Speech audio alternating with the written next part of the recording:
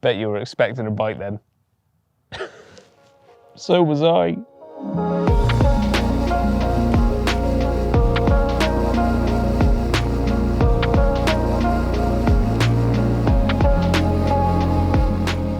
As you'll probably tell from the intro sequence, we are going to be taking a look at these new SKS2 alarms from Sonik. But before we jump into them, please do make sure you subscribe to us and hit the bell icon to don't miss any future uploads. And also follow us on all the different social media platforms coming up on the bottom of your screen right now.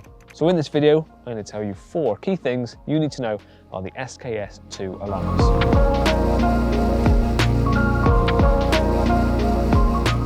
Now, these alarms are pretty much a Swiss Army knife in an alarm. And what I mean by that is that there's many functions that this alarm head can do.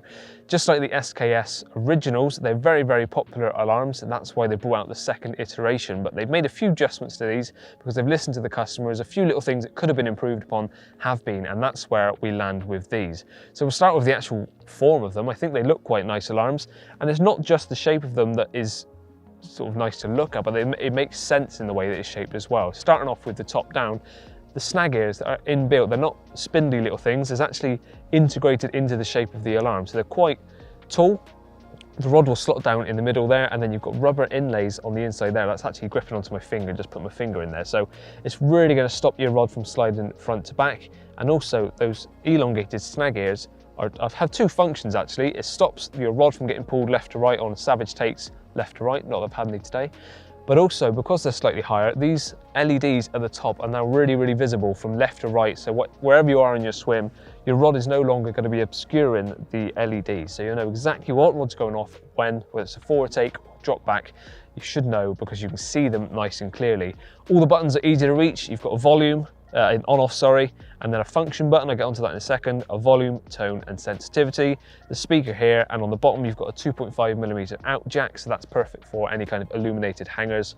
Your standard screw thread with adjustable washer, so you can merely fine tune that and snug it down on bank sticks or a pod or whatever. So that's the actual form of things.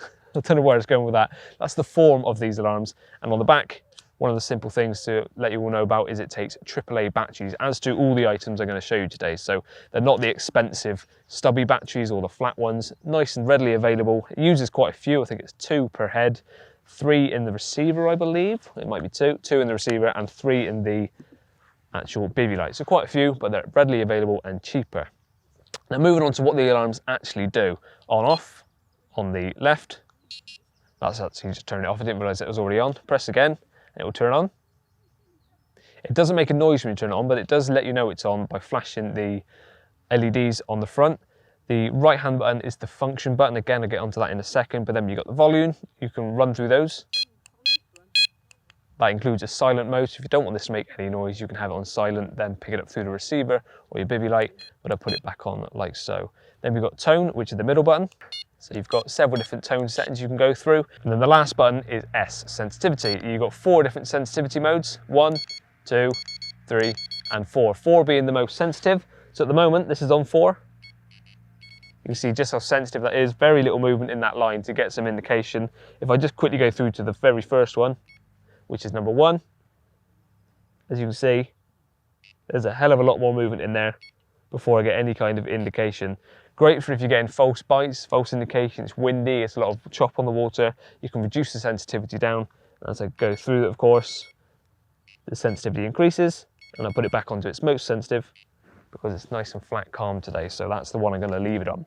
Now I did say there was a function button. Now if I press and hold this, you'll see the illuminated, well the LEDs illuminate, sorry, and then if I press the power button, I can cycle through them. I believe it's 7 different colours. Now this is a really key feature, that you've got programmable LED colours.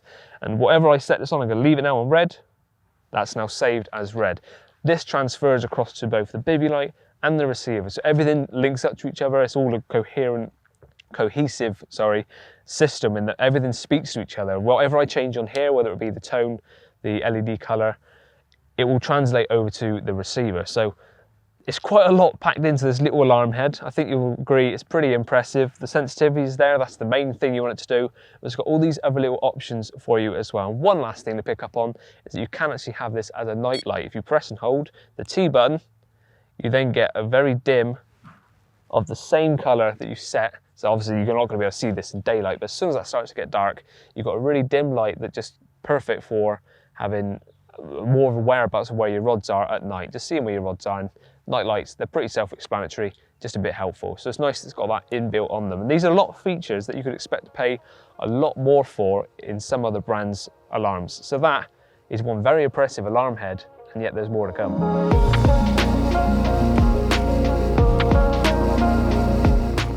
So moving on to the receiver, the features continue over to this.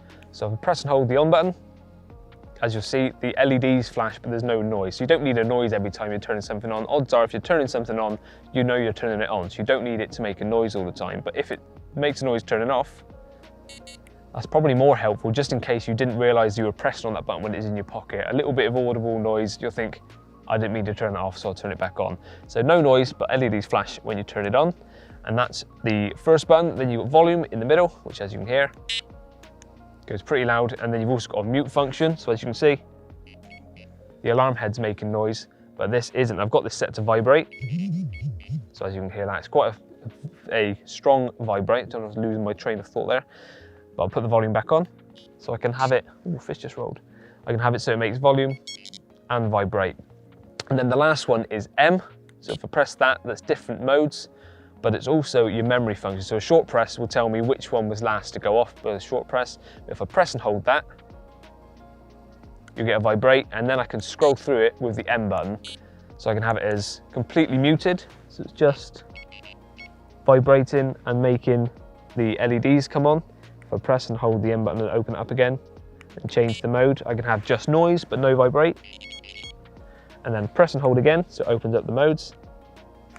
Cycle through again, I can have just noise. But the one I have on all the time when I use a receiver is sound and vibrate. So that's probably the most commonly used one, because you want to make sure you're going to get to your bites and know what's going on. Now the other thing that the M button does, as I just mentioned before getting onto the modes, is memory function. So say I'll beat this one. As you can see, that alarm, or that LED has just come on. It's told me exactly what's gone on, which rod it was, and it's flashing to tell me it's a drop back. If I pull forwards, the top LED will light with the matching LED color of the alarm head. And as I drop back, it's gone back to the drop back LED and it's flashing. So it tells you forward take, drop back, and which rod. And then once those lights have gone out, maybe I didn't see this in time, I want to see which rod it was at the middle of the night, press the M button, it will tell me which rod it was. So you can remember all of those things. So that's one of the coolest things about this, is that everything syncs up. Any adjustment that I make on the alarm head will automatically be transferred over to the receiver. Now the range on this, I believe, is 150 meters. And I know whenever we state the range of things, people are like, why would you ever be that far away from your rods? That's irresponsible. It's just a range test. That's not advocating being that far from your rods. It's telling you the actual strength of a receiver. So yes, you could be 150 meters away, it should still pick up, but it's more akin to things like if you're fishing with your mate and he's next door around a few trees, there's a bit of hedges in the way and stuff, the receiver should be strong enough to still pick up any indication from your alarm head to your receiver. So you won't miss a bite, even if you're in the mate swim, even if it's 10 meters away, but there's a few trees in between you. Not to be 150 meters away from your rods. Anyway, should we move on to the BIVVY light?